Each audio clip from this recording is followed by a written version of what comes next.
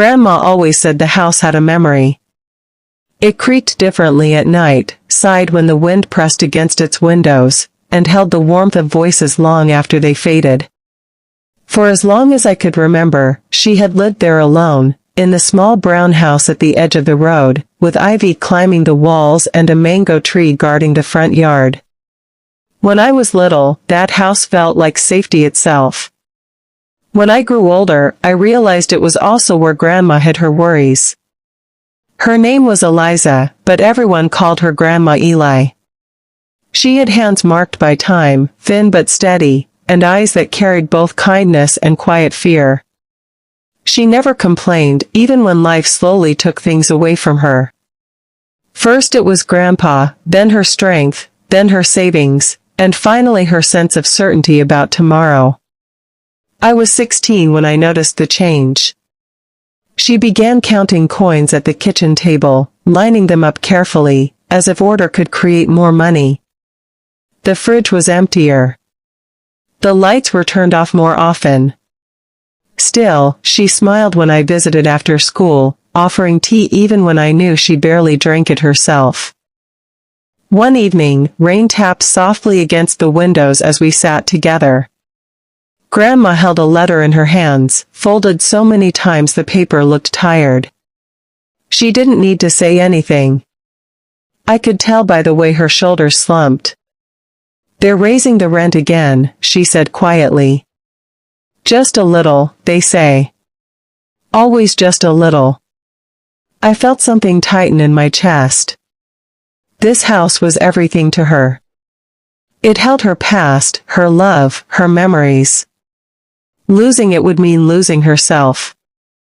"I'll figure something out," she added quickly, as if afraid of worrying me. "I always do." But this time, she didn't know how. That night, I lay awake thinking. I had no money, no power, no adult solutions. All I had was my courage, and a stubborn love that refused to let her face this alone. The next day, I started asking questions. I talked to neighbors, teachers, anyone who would listen. I learned that Grandma had missed out on benefits she didn't know she qualified for. I discovered a community center that helped seniors with housing support. Each answer led to another door, and each door required me to be braver than the last. Grandma didn't want help at first. Pride is heavy when you've carried yourself for a lifetime. "I don't want to be a burden," she said, her voice trembling. "You're not," I replied, holding her hand. "You carried everyone else. Let me carry you now." We filled out forms together at the kitchen table. I read the small print, called offices, waited on hold for hours. Sometimes I failed. Sometimes people said no. But sometimes, someone listened. Weeks passed. The rent deadline crept closer. I could feel Grandma's fear in the way she stared out the window, counting days instead of clouds. I pretended to be calm, but inside, I was terrified of failing her. Then one afternoon, a letter arrived. This one was different. Her application had been approved. Temporary housing support. Rent assistance. Enough time to breathe. Grandma sat down slowly when she read it, as if her legs no longer trusted the ground. Tears slipped down her face, silent and heavy. I had never seen her cry like that. "You did this," she whispered. "My little girl." I shook my head. We did it. Life didn't suddenly become easy. Grandma's health continued to fade, quietly and without apology. She moved slower, slept longer, and spoke softer. But the fear was gone. The house felt warm again. The walls remembered laughter.